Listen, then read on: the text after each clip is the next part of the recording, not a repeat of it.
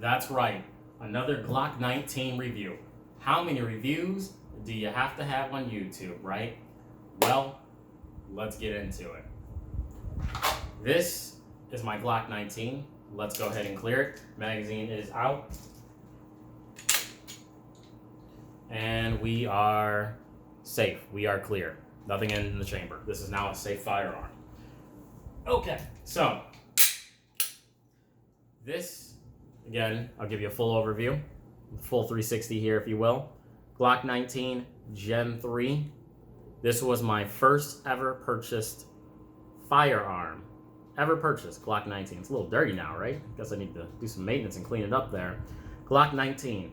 Here's the current modifications. As you can tell, it has a aftermarket trigger. This is a Serpico trigger. It also has a ghost connector in there. It's a 3.5. What that means is it is no longer the stock weight pull on the trigger. I can pull this trigger with my pinky. You're wondering, why the hell would you want that? Well, it's simple. When you're shooting, and let's say the trigger normally takes 7, 8, 9 pounds or whatever to pull. When you're shooting, you're aiming up your front post with your rear sights. You're aiming, you go to shoot, you pull the trigger. Boom, your hand goes left or right. And you're wondering, why am I not hitting my target? I look at the paper, the bullet is going low left, going right, going off target. It's just not going where I want it to go, right? That's because when you're pulling the trigger, your hand is jerking the gun in a certain direction. It's not staying straight like when you first see the sight pictures. And that's usually based on, your trigger finger is not in the correct position, or it's just too heavy where you're putting too much concentration in pulling the trigger and not actually, you're concentrating too much on seeing the target and sighting in your sights than actually pulling the trigger. So what that means is you're having inconsistent trigger pull and the gun is shaking left or right when you pull it, So with this lighter weight trigger, I find that this is like pressing a key on your keyboard. I'm just looking at it, pointing at it, trigger, done, good to go. Hardly any movement, any jerkiness in the trigger at all. Goes exactly where I wanted to go every single time. So I've had this gun, like I said, it was my first gun. I've had it for 4 to 5 years. I originally purchased it in California when I was living there. I know, right? Gross. Ugh. I overpaid for this, I'm pretty sure. I paid almost like $600 out the door, and this is for a Gen 3. So this is an older model. I'll jump right into it and tell you the negatives because everyone always tells you the positive of Glocks. My opinion, this is just my opinion, what I do not like about most Glocks, in particular this one, a Gen 3, is magazine release. The magazine release is just not in a great position. It's just not made correctly or well or sticks out high enough where when I'm shooting, I have to reload. I now have to move my hand in order to get a good gripping and to be able to push the magazine release. And so when I go to slam another magazine in there and release the slide, I now have to readjust my hand again to go and shoot. That takes too much time, I find, than, being able to just press the button. And, people with bigger hands, maybe they can press the button, but a lot of people I feel have smaller hands. They can't press this button just by easily, using their thumb. They have to manipulate the firearm and move their hand to press the actual button, which I don't like. I'm not too big of a fan of the sights. I'm not too big on that. They're plastic and they're hard to see at nights or in low lighting situations. I understand they're not night sights. I get that. However, they could be painted something else, maybe red or orange, something. It's just they blend in with most backgrounds, especially if you're shooting on a white background or you're shooting like in a target range or something. It's just too difficult to see. So those are my only 2 complaints about Glocks, is the magazine release and the sights. I would say overall, that's not too big of a deal breaker. That's not an issue. Every gun is going to have, its pros and cons, and for that to be the only 2 cons, that's not bad. Now let's get into the pros. I'm sure you've heard it many times before in other videos, other Glock owners. This thing just works. It works. It's reliable. If I had to choose one firearm to be stranded on an island for the rest of my life, and this is the only thing I could use to protect myself, I would feel confident in it working 100% of the time, without even a cleaning kit or oil. This gun just works. I joke around sometimes and say, this gun is so reliable, I could shoot rocks out from it. That's exactly how I feel. I could put any type of ammo in here, and it will fire 100% of the time. Clean, dirty, brass, steel, it does not matter. This just runs. This just works. So yes, there are other cheaper models of pistols that you can get that are not Glock out there.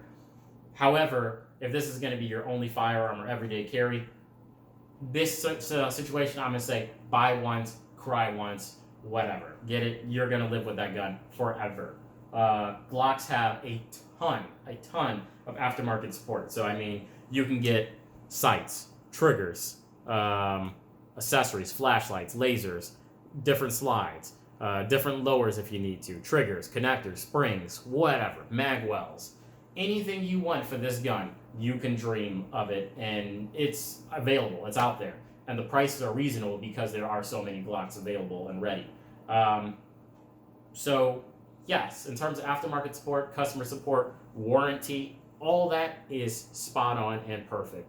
This gun makes sense to me in terms of everyday carry for concealed carry because it is small, compact enough where you can put it on your body and it's going to leave a very small imprint, or you can open carry like myself, not a big deal. So this is a very middle ground. It's easy to shoot. It's 9mm. Ammo's pretty affordable, or at least it was affordable before the pandemic and all the rioting and everything like that going around.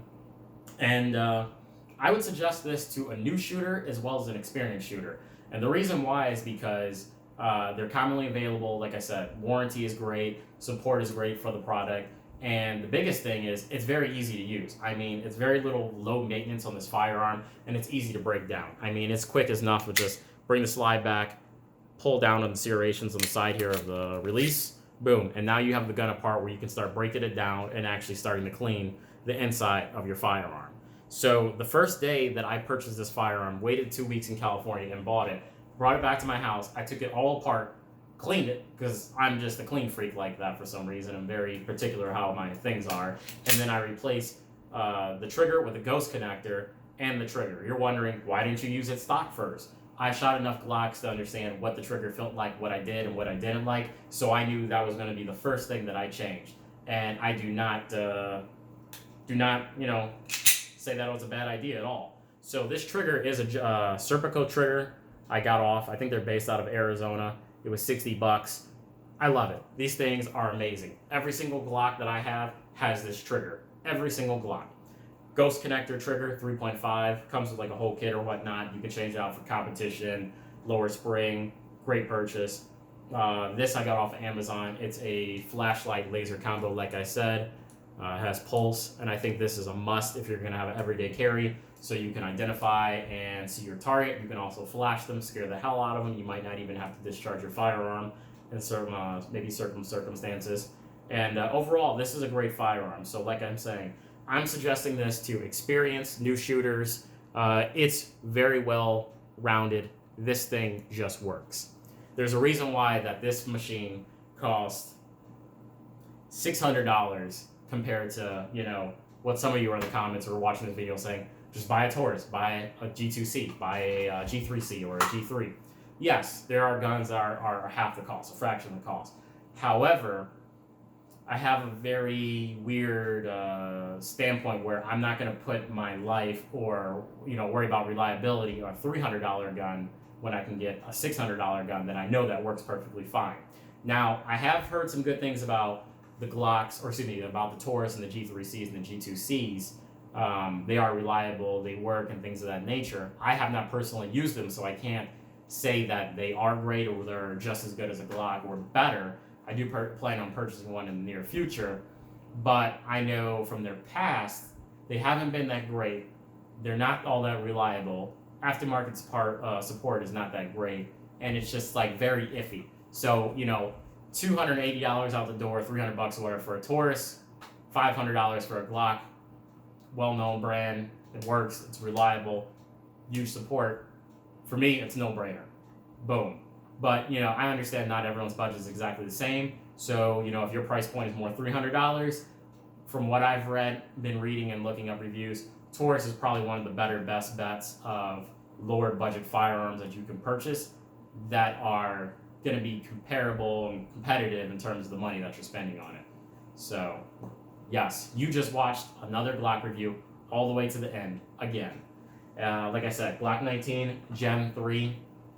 And I also have a couple more other Glocks I'll show you. I'm doing a couple polymer builds, Glock 34, a compact, some other things like that. Big Glock fan, of course. And hey, glad to have you guys here as always. Feel free to check out some of my other videos. If you have any other questions, feel free to put in the comments. And I will see you next time. Stay safe and keep on pew-pewing it.